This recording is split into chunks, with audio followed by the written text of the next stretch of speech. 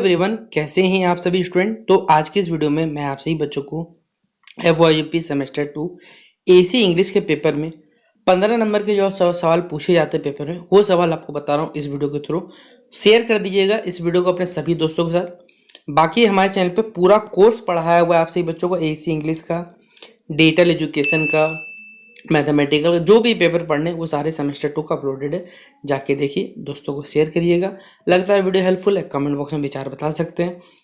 और कुछ पूछना रहे फेसबुक इंस्टाग्राम में, जिसका लिंक डिस्क्रिप्शन बॉक्स में अवेलेबल है। ठीक है, देखिए क्या पहला ही सवाल 15 नंबर में आया हुआ पेपर में कि differentiate between documenting and report writing. Documenting और रिपोर्ट राइटिंग में क्या अंतर होता है ये बताइए। देखिए, ये दोनों के दोनों चीज़ें, both report writing and documenting are two important process of written communication used in academic, professional and research fields. देखिए, ये जो डॉक्यूमेंटिंग है और रिपोर्ट राइटिंग, ये दोनों के दोनों प्रोसेस जो है, ये हमारे लिए क्या है, जो कम्युनिकेशन होता है, रिटन कम्युनिकेशन होता है, लिखित जो संचार होता है, उसमें क्या है, दोनों के दोनों इंपॉर्टेंट रोल प्ले करते हैं। क्योंकि ये हमारे एकेडमिक जो हम लोग जीवन में पढ़ाई करते हैं वो एकेडमिक सेशन होता है। उसके बाद हमारे प्रोफेशनल जीवन में, साथ ही साथ रिसर्च जो फील्ड होता है हमारे जीवन में, वहाँ पर ये हेल्प करता है। Although they are closely related, they differ in purpose, structure, style and application. देखिए, दोनों के दोनों भले ही एक दूसरे से क्लोजली रिलेटेड है, मतलब दोनों एक दूसरे के नज़दीक जरूर है, लेकिन दोनों का पर्पस अलग है,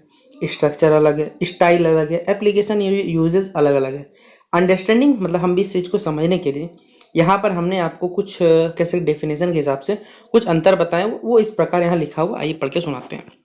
पहला हमारे पास है मीनिंग। अगर हम बात करें डॉक्यूमेंटिंग मतलब क्या होता है, तो डॉक्यूमेंटिंग मतलब होता है कोई चीज़ को रिकॉर्ड करना, कलेक्ट करना, संग्रह करना, प्रिजर्व करना, मतलब एक जगह इंफॉर्मेशन को संभाल के रखना, ताकि एविडेंस के रूप में, रेफरेंस के रूप में, फ्यूचर यूज के लिए आप उसका इस्तेमाल कर सकें। It includes the process of writing down fact. इसमें हम लोग जो फैक्ट्स होते हैं, फिगर्स होते हैं, ऑब्जर्वेशन होते हैं, एक्टिविटी होते हैं, डेट होते हैं, ये सभी के सभी को एक सिस्टमेटिक वे में लिख के हम नोट डाउन करते हैं। The main purpose of documentation is to ensure that all important information is recorded and can be retrieved when needed. देखिए, मैं आपको एग्जांपल सीधा देता हूँ। सुप्रीम कोर्ट में देखिए, जो भी केसेस होते हैं या फिर कोर्ट में कोई भी केस जाता है, उसका एक फाइल हमेशा बना के रखा हुआ रहता है, ताकि कोई ना कोई वकील को जब जरूरत पड़े, कोई केस पढ़ना रहे कि हाँ इस बैच ने ये किया था, तो जानकारी कहीं तो रहना चाहिए। हर चीज़ आप तो लैपटॉप पे या इंटरनेट पे अपलोड नहीं रखते ना, कुछ कुछ चीज़ें है। तो ये होता है हमारे पे डॉक्यूमेंटिंग की, कोई चीज़ को संग्रह करना बेसिकली। फॉर एग्जाम्पल, जैसे अगर हम लोग क्या करते हैं, बहुत सारे आप जो बिजनेसमैन आदमी को देखते होंगे, वो अपने साथ एक सेक्रेटरी रखते हैं। सेक्रेटरी क्या करता है, इंपॉर्टेंट चीज़ को नोट डाउन करता है, उसको हम लोग मीटिंग मिनट्स कहते हैं। अगर आप सभी बच्चे हमारे सारे वीडियोस को देखे हुए तो आपको मीटिंग मिनट्स में हमने पढ़ाया हुआ है, आप जाके वहाँ पढ़िएगा तो समझ में आएगा। तो ये मीटिंग मिनट्स को मेंटेन करते हैं, जो रिसर्च के नोट होते हैं उसको मेंटेन करते हैं, मेडिकल केस का मान लीजिए हिस्ट्री है या कोई भी टाइप ऑफ डॉक्यूमेंटेशन, ये सब के सब नोट डाउन करने का काम करते हैं हमारे डॉक्यूमेंटेशन में। ठीक है, वहीं अगर हम बात करें जो हमारे पास सेकेंड पॉइंट में बेसिकली रिपोर्ट राइटिंग में, तो रिपोर्ट राइटिंग क्या है। On the other hand, report writing refers to the process of organizing and presenting information formally to communicate findings, result और progress of an specific subject. देखिए, जो report writing होता है वो किसी न किसी खास सब्जेक्ट का आप उसमें जानकारी या विवरण उसमें देते हो, ताकि उसमें आपने क्या खोजा, क्या रिजल्ट निकला, ये सब जानकारी रहता है। A report is written for a specific, देखिए रिपोर्ट जो होता है वो एक खास वर्क के लिए क्या होता है, लिखा होता है, और उसका पर्पज ये है कि कोई प्रॉब्लम को एनालाइज करना, एवेल्यूट करना, उसमें परफॉर्मेंस में क्या काम हुआ, सजेस्ट करना कि क्या क्या इसमें सुधार हो सकता है, रिकमेंडेशन देना। It is not just a record, बस ये कोई रिकॉर्ड नहीं होता, एक इंटरप्रिटेशन, एक प्रकार प्रेजेंटेशन है, डॉक्यूमेंटेड इन्फॉर्मेशन को दिखाने का जरिया होता है हमारे पास। तो ये बेसिक अंतर होता है जो मैंने आपको बताया डॉक्यूमेंटेशन में और रिपोर्ट राइटिंग में। ठीक है, एक ही अंतर हो गया। दूसरा अंतर है हमारे पास, अगर पर्पज के हिसाब से बात करें, मतलब दोनों का उद्देश्य क्या है, आप किस लिए दोनों को बेसिकली यूज करते हो। तो पहला ही बताया हुआ, the purpose of documentation is to record information accurately for reference. और देखिए, जो हम लोग डॉक्यूमेंटिंग करते हैं तो सिंपल बात है, एविडेंस के रूप में या फिर रेफरेंस में कि हाँ इस जगह इन्होंने ये किया था, इसको रेफरेंस मान के हम काम कर सकते हैं। तो इसमें आप इंश्योर करते हैं कंटिन्यूटी, अकाउंटेबिलिटी, जिम्मेदारी, ट्रांसपेरेंसी का इस्तेमाल होता है। वहीं पर डॉक्यूमेंटेशन एक प्रूफ होता है हमारे पास कि आपने जो एक्शन लिया, डेटा कलेक्टेड, उस आधार पे आपने यहाँ पर ये काम को क्या बताता है। वहीं पर अगर बात करें तो रिपोर्ट राइटिंग क्या करता है, कोई सिचुएशन या कोई कंडीशन को एनालाइज करता है, उसके बाद वहाँ जो भी इंफॉर्मेशन उसको नोट डाउन करता है, उसके बाद डिसीजन मेकिंग में ये भी हेल्प करता है, नो डाउट ये नहीं करता, लेकिन ये बेसिकली कम्युनिकेशन के आउटकम्स में हेल्प करता है हमारे पास। तो रिपोर्ट राइटिंग क्या करता है, इन्फॉर्म करने का काम करता है, एक्सप्लेन करता है, एवल्यूट करता है, परसूट करने का काम करता है हमारे पास। तीसरा अगर हम बात करें स्ट्रक्चर के आधार पर, अगर हम बात करने चलते हैं तो इसमें डॉक्यूमेंटेशन देखिए, इसमें कोई एक फिक्स स्ट्रक्चर तो हो नहीं सकता, क्योंकि आप इसको मालूम है, आप इसको नोट्स में भी रूप में बना सकते हो, लॉग्स पे बना सकते हो, फॉर्म्स में, रिकॉर्ड में, किसी भी रूप में बना सकते हो।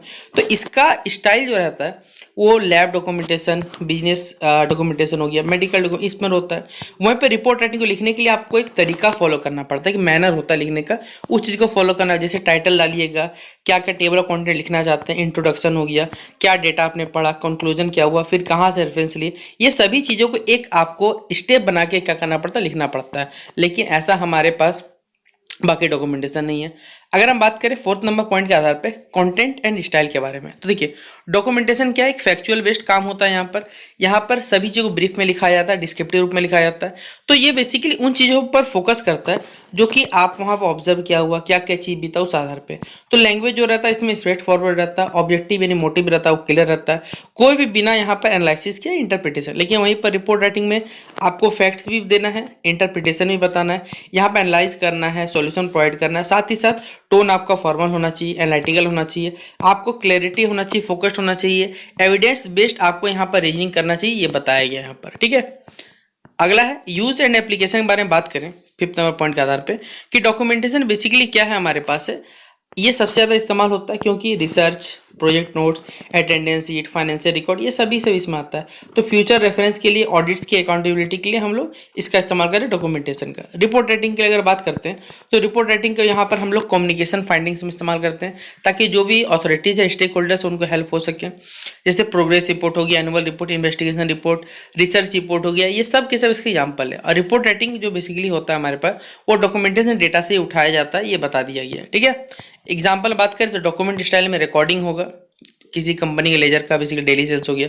रिपोर्ट राइटिंग की बात करें तो यहाँ पर बेसिकली क्या है, एक क्वार्टरली सेल्स रिपोर्ट का आप इसमें रख सकते हैं, जिसमें एनालाइज करते हैं, परफॉर्म करते हैं और सजेस्ट करते हैं कि क्या क्या इंप्रूवमेंट हो सकता है, ये बता दिया गया।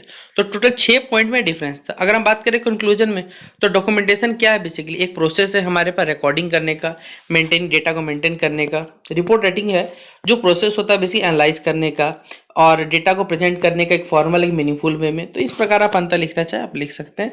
हमने आपको पूरा समझा दिया। ये 15 नंबर का सवाल तो इंपॉर्टेंट है, याद रखिएगा 15 नंबर के नजरिए से। अगला हमारे पास सवाल है, how is group communication useful in business and society. Group communication हमने आपको पढ़ाया हुआ था, ग्रुप कम्युनिकेशन क्या होता है, हमारे पास ग्रुप डिस्कशन में पढ़ाया हुआ है।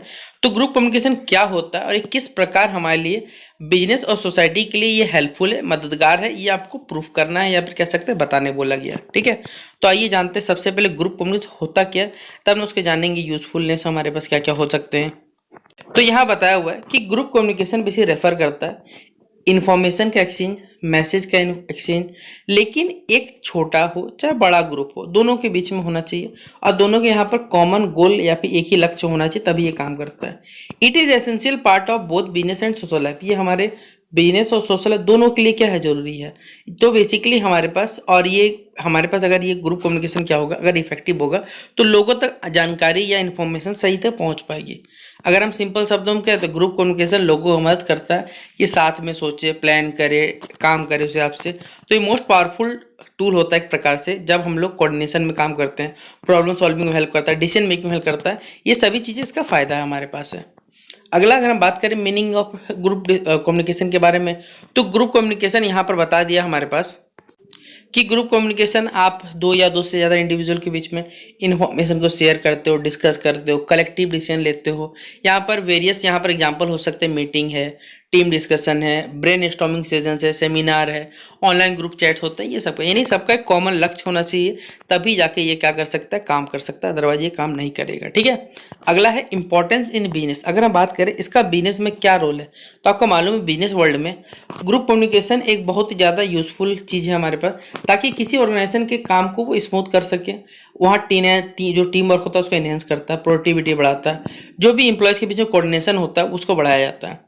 पहला हमारे पास पॉइंट बताया हुआ, ये बेटर डिसीजन मेकिंग करता है। ग्रुप डिस्कशन क्या करता है, मेंबर्स को अलाउ करता है कि आप अपने व्यू पॉइंट्स या अपने जो विचारधारा है उसको लोगों को साझा करिए। When managers and employees discuss together, जब मैनेजर और एम्प्लॉय क्या करते हैं, डिस्कस करते हैं, they are able to evaluate alternate, वो बेसिकली क्या करते हैं, एबल होते हैं अल्टरनेट तलाशने के लिए और क्या बेटर हो सकता है कंपनी के लिए, ये भी जानना पड़ता है। अगला है प्रॉब्लम सॉल्विंग में हमारे पास, तो देखिए जब सिंपल बात है बिजनेस में प्रॉब्लम आता है तो सबसे यहाँ पर सलाह लिया जाएगा, जब सलाह लिया जाएगा तो यहाँ पर जो भी मल्टीपल ऑप्शन उनमें से जो बेस्ट लगेगा उसको यूज किया जाएगा। अगला है कोऑर्डिनेशन एंड कोऑपरेशन। ऑर्गेनाइजेशन में क्या होता है, बेसिकली जब टीम या डिपार्टमेंट है बेसिकली सब मिलकर साथ में काम करते हैं, तो यहाँ पर सबको एक दूसरे का गोल तो पहले एक कॉमन होना चाहिए, जिससे लोगों में यूनिटी होता है और जो कन्फ्यूजन होता है वो क्या होता है, कम होता है। अगला है एम्प्लॉय मोटिवेशन के बारे में। देखिए अगर ओपन डिस्कशन होता है किसी चीज़ के बारे में अपने ग्रुप्स में, जो कि एम्प्लॉयज़ को क्या करता है, एक वैल्यू प्रोवाइड करता है रेस्पेक्टेड जॉब के प्रति। When workers are given a chance, जब वर्कर्स को एक चांस दिया जाता है आप अपना ओपिनियन रखिए, वो उनके मोराल को क्या करता है, बढ़ाता है और मोटिवेट करता है कि साथ में मिलकर काम करें। अगला है कॉन्फ्लिक्ट रेजोल्यूशन को, यानी कोई झगड़ा वाद विवाद हो गया तो उनको सुलझाने में भी क्या करता है, हेल्प करता है हमारे पास। अगला है सोसाइटी में इंपॉर्टेंस की बात करें तो ग्रुप कम्युनिकेशन का क्या है भैया, एक वाइटल रोल प्ले करता है सभी के जीवन में। ये रिलेशनशिप जो कम्युनिटी प्रॉब्लम्स हो गए या प्रोमोटिंग बेसिकली कॉपरेशन को बढ़ावा देता है, जिसमें सोशल इंटीग्रेशन को क्या करता है, बढ़ावा देता है। जैसे देखिए अलग अलग लोग अलग अलग बैकग्राउंड से आए, सबका अलग एक्सपीरियंस है, सब एक दूसरे को समझते हैं, तो जिससे क्या होता है, यूनिटी बढ़ेगा और सोशल हार्मोनी यहाँ पर समाज में बढ़ता है। अगर ग्रुप डिस्कशन होगा तो लोगों के पीछे जानकारी जाएगा, और जब जानकारी जाएगा तो पब्लिक खुद ब खुद क्या हो जाएगी, अवेयर हो जाएगी, जागरूक हो जाएगी। तीसरा पॉइंट है हमारे पास डिसीजन मेकिंग इन कम्युनिटीज। देखिए यहाँ पर बहुत सारे देखिए सोशल लोकल इशूज जो है वो सैनिटाइजेशन हो गया, सॉरी सैनिटेशन हो गया, एजुकेशन हो गया, डेवलपमेंट हो गया, ये सब के सब वो है बेसिकली जहाँ पर ग्रुप डिस्कशन अगर होगा तो ज़्यादा सही रहता है, जिससे लोगों कल्चरल भी बेसिकली जो लोगों का कल्चर है यहाँ पर बेसिकली उनको प्रमोट किया जाए, प्रिजर्व किया जाए, ये सब बताया हुआ है। अगला हम बात करें फॉर्म्स ऑफ जो ग्रुप कम्युनिकेशन है, तो फेस टू फेस हो सकता है, डिजिटल प्लेटफॉर्म में हो सकता है, वीडियो कॉन्फ्रेंसिंग, या फिर सोशल मीडिया में जो डिस्कशन करते हैं हम लोग वो भी काम चल सकता है। तो अलग अलग हमारे पास फॉर्म से ये बता दिया गया। अगर कंक्लूजन निकलते हैं तो ग्रुप कम्युनिकेशन बेसिकली एक कॉर्नर स्टोन है हमारे पास, जो बिजनेस के सक्सेस के लिए चाहिए, सोशल डेवलपमेंट के चाहिए, क्योंकि टीम वर्क, कोऑर्डिनेशन, ये सभी चीज़ प्रमोट करता है, जिससे लोग सही से काम कर पाते हैं जब उनका कॉमन गोल होगा, ये बता दिया गया। ठीक है, अगला है तीसरा हमारे पास क्वेश्चन है कि क्या इंपॉर्टेंस है रीडिंग का, अंडरस्टैंडिंग का, राइटिंग का, स्पीकिंग करना इंग्लिश कम्युनिकेशन में, क्यों इसका क्या इंपॉर्टेंस है, ये आपको बताना पड़ेगा। तो क्या है reading, understanding, writing, speaking skills का इंग्लिश कम्युनिकेशन फील्ड में। देखिए इंग्लिश कम्युनिकेशन एक ज़रूरी है आज के इस जिस वर्ल्ड में हम लोग रह रहे हैं, इसमें कह सकते हैं हमारी सरकारों ने या फिर कह सकते हैं हमारे देश के नेताओं ने बेसिकली इस प्रकार का माहौल बना दिया कि अगर आपको इंग्लिश नहीं आता तो आपके जीवन में कुछ नहीं हो सकता। क्योंकि जो लोग देखिए देश के बाहर जाते हैं तो उनको कम्युनिकेट करने की एक लैंग्वेज चाहिए, वो इंग्लिश है हमारे पास। लेकिन अगर आप अपने देश के भीतर रहते हैं तो ऐसा जरूरी नहीं कि आपको इंग्लिश इतना भी बहुत डेप्थ लेवल में चाहिए। हाँ, आप काम कर सकते हैं, सिंपल सा बात है, छोटे मोटे लेवल पर सभी को आ जाता है, धीरे धीरे लोग सीख भी जाते हैं। तो इंग्लिश को माना गया कि एजुकेशन का फाउंडेशन, बिजनेस या सोशल इंटरेक्शन का फाउंडेशन माना था, मजबूत पिलर है इसको। और इसी 4 मेजर कंपोनेंट्स होते हैं इंग्लिश कम्युनिकेशन, जिसमें रीडिंग होता है, आप पढ़ाई करते हो बचपन में, जो बुक पढ़ना कहते हैं, अंडरस्टैंडिंग समझना, राइटिंग लिखना, स्पीकिंग बोलना। हर स्किल का देखिए अपने अपने जीवन में एक रोल प्ले होता है। ठीक है, जैसे अगर आप सही बच्चों में से कुछ हो सकता है, कुछ बच्चों को शायद बुरा लग जाए, बहुत सारे बच्चे ऐसे होते हैं जिनको पढ़ने में क्या होता है, दिक्कत होता है, मतलब बुक्स पढ़ने में दिक्कत होता है। मैं भी बच्चों को देखिए पढ़ाता हूँ तो मुझे मालूम है कि किस बच्चे को क्या आता है क्या नहीं। जब वो मोस्टली इंग्लिश का बुक तो रीड कर लेते हैं, लेकिन जब हिंदी का बुक रीड करने जाते हैं तो उनको सही से रीडिंग नहीं करना आता है, जबकि वो क्लास 8 के बच्चे होते हैं। इस प्रकार दिक्कत आता है, क्यों? क्योंकि वो जो लैंग्वेज का इस्तेमाल कर रहे हैं वो मोस्ट ऑफ द लैंग्वेज क्या इंग्लिश है यहाँ पर। ठीक है, तो राइटिंग बेसिक रीडिंग जो है हमारे पास बेसिकली स्किल जो लर्निंग प्लेटफॉर्म में कहा जाए हमारे पास, जो इंग्लिश सीखने का सबसे बेसिक स्टेप होता है वो रीडिंग होता है। इसमें आप वर्ड्स को रिकॉग्नाइज करते हो, पहचानते हो, उसके मतलब को समझते हो, उसके बाद उस रिटन टेक्स्ट से क्या मतलब या क्या आइडियाज निकल रहा है वो समझते हो। तो रीडिंग आपके वोकेलरी को एक्सपेंड करता है, आपके ग्रामर को एक्सपेंड करता है, आपके कॉम्प्रिहेंशन स्किल को डेवलप करने का काम करता है। इसी में बताया हुआ आपके नॉलेज को इनहेंस करता है, क्योंकि अगर आप बुक्स पढ़ोगे, जर्नल्स पढ़ोगे, तो आपका नॉलेज इससे क्या होगा, बढ़ेगा। अगला सबसे फायदा है कि इसमें वोकेबलरी से क्या होता है, आपका इंग्लिश क्या होता है, मजबूत होता है, जिससे आप इंग्लिश बहुत ही फ्लुएंसी लेवल से बोल सकते हो। आपके राइटिंग और स्पीकिंग से भी क्या होता है हमारे पास, ये बढ़ने काम करता है। अगर आप अच्छे पढ़ने वाले हैं तो आपको सिंपल सा बात है, एक अच्छे राइटर या स्पीकर होंगे तभी आप इन सब चीज़ों को कर सकते हैं। क्रिटिकल थिंकिंग कर सकते हैं कि हाँ ये चीज़ कैसा है क्या नहीं है, आपको जानकारी होगा तो ही काम कर सकते हो। तो इसलिए रीडिंग क्या है, एक पाथवे है बेसिकली, जो स्टार्ट होता है हमारे पास इंग्लिश कम्युनिकेशन, एक पहला स्टेप है जहाँ पर। अगला है अंडरस्टैंडिंग, मतलब ना अंडरस्टैंडिंग है तो भैया क्या होगा हमारे पास, कि आप जो भी वर्ड्स लिख रहे हो उसको क्या कर पा रहे हो, उनके मीनिंग को, पर्पस को, या उस चीज़ के पीछे क्या इमोशन छिपे हुए हैं आप उनको समझ पा रहे हो। तो एक प्रकार से रिसीविंग और इंटरप्रिटिंग इन्फॉर्मेशन का काम करता है, हमें ब्रिज के रूप में काम करता है। विदाउट अंडरस्टैंडिंग अगर हम लोग कम्युनिकेशन करते हैं तो ये कभी भी सक्सेसफुल नहीं होता, यह बात याद रखिएगा। तो इससे फ़ायदा ये है हमारे पास कि इससे हम लोग जो भी चीज़ उसमें संदेश है वो एक्यूरेट कर पाते हैं, मतलब सही बता पाते हैं, वहाँ पर इफेक्टिव रिस्पॉन्स दे पाते हैं कि अगर आपसे किसी ने पूछा कोई जानकारी तो आप उसको बता सकते हैं। रिलेशनशिप बिल्ड करने में क्या करता है, हेल्प करता है। साथ ही साथ हमारे जो एकेडमिक और जो प्रोफेशनल सक्सेस होते हैं उनमें बहुत ज़्यादा यूजफुल होता है। तो कॉमन अंडरस्टैंडिंग क्या होता है, एक प्रकार से आपका कम्युनिकेशन का बेस्ट ऑफ द बेस्ट चीज़ है हमारे पास, वो है अंडरस्टैंडिंग, मतलब समझना। अगला है राइटिंग है। तो राइटिंग मतलब आप अपने विचारों को क्या करोगे, लिखोगे, आइडियाज़ को लिखोगे, इन्फॉर्मेशन लिखोगे, इस प्रकार लिखो ताकि वो क्लियर और एक ऑर्गेनाइज्ड मैनर में लिखा जाता है। तो राइटिंग एक फॉर्मल और एक परमानेंट मोड होता है एक्सप्रेशन को दर्शाने का, एजुकेशन सेक्टर में, बिजनेस में, एडमिनिस्ट्रेशन में। इससे क्या है, प्रोफेशनल एक्सपेंशन क्या होता है हमारे पास, जैसे अगर आपके अच्छे राइटिंग स्किल्स है तो आपके लिए report, emails, professional academic paper तैयार करने के लिए अच्छा है हमारे पास। क्लैरिटी एंड प्रिसीजन रहेगा तो हमारे पास राइटिंग जो रहता है वो हेल्प करता है लॉजिकली, और आप अपने जो विचार है वो सही से एक्सप्रेस कर सकते हैं, ये बताया गया। फिर रिकॉर्ड कीपिंग में हल्का, अगर अच्छा से राइटिंग कम्युनिकेशन होगा तो आप अच्छा से उसी को रिकॉर्ड कर सकते हो, और रिकॉर्ड करोगे तो वॉइस में लोगों को ये क्या करे, काम देगा हमारे पास। क्रिएटिविटी, राइटिंग से बेसिकली क्या होता है, क्रिएटिविटी, जिसमें आप ऐसे स्टोरी, पोएम या आर्टिकल जो भी लिखते हो उसमें क्रिएटिविटी अपने हिसाब से कुछ कर सकते हो।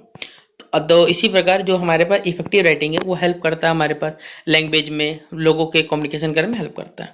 चौथा पॉइंट है हमारे पास, वो है हमारे पास स्पीकिंग, यानी बोलना। हमारे पास बोलना किस प्रकार काम करे आप खुद बताओ। स्पीकिंग जो है हमारे पास है वो एक डायरेक्ट और एक डायनेमिक हमारे पास बताया गया फॉर्म है कम्युनिकेशन का। अब ये कैसा कम्युनिकेशन का है, तो भैया ये हमारे पास क्या करता है कि आइडियाज़ को आपने जो भी आप बोलना चाहते हो फ्लुएंट लेवल पे क्लियर बोल सकते हो, कॉन्फिडेंट रहते हो, एक सिस्टमेटिक मैनर बोल के। तो स्पीकिंग स्किल्स करने से क्या होता है हमारे पास कि आपके प्रोफेशनल और जो एकेडमिक कॉन्टेक्स्ट है उसमें हेल्प करता है। तो ये आपका पर्सनल कॉन्फिडेंस बढ़ाएगा, लोगों के साथ जो इंटरेक्शन होना चाहिए, सोशल इंटरेक्शन, वो बढ़ाएगा। आपके प्रोफेशनल ग्रोथ में क्या करता है, ये हेल्प करता है। और प्लस प्रोनाउंसिएशन और फ्लुएंसी में सबसे फायदेमंद करता है, आप सही से उच्चारण कर पाओगे और करेक्ट सही से वो चीज़ को बेसिकली बोल पाओगे। ठीक है, तो इस प्रकार से हमारे पास स्पीकिंग स्किल्स जो है एक प्रकार से आपके जीवन में इंपॉर्टेंट रोल प्ले करता है। लेकिन याद रखिएगा इंग्लिश सब कुछ नहीं है, जिनको नहीं आता भैया वो भी जीवन काट रहे हैं। लेकिन हाँ, अगर आप सही बच्चे स्टूडेंट लेवल पर है तो अगर आपको भविष्य में आगे बढ़ना है इस चीज़ पर, एजुकेशन सेक्टर पे, तो हाँ आपको इंग्लिश बहुत अच्छे से आना चाहिए तो ही ये काम हो पाएगा। ठीक है, इसलिए स्पीकिंग, ये जो हमारे पास 4 पिलर है बेसिकली, रीडिंग, अंडरस्टैंडिंग राइटिंग और स्पीकिंग स्किल्स, ये सब के सब जरूरी रहता है, याद रखिएगा हमारे पास इंग्लिश कम्युनिकेशन के लिए। ठीक है, तो ये हमारे पास हमने आपको टोटल 45 नंबर के सवाल बता दिए, 15 नंबर का 3 सवाल जो पेपर में आपसे पूछा जाएगा। तो शेयर कर देना अपने सभी दोस्तों के साथ। मिलते हैं नेक्स्ट वीडियो पे, तब तक के लिए जय हिंद और जय भारत।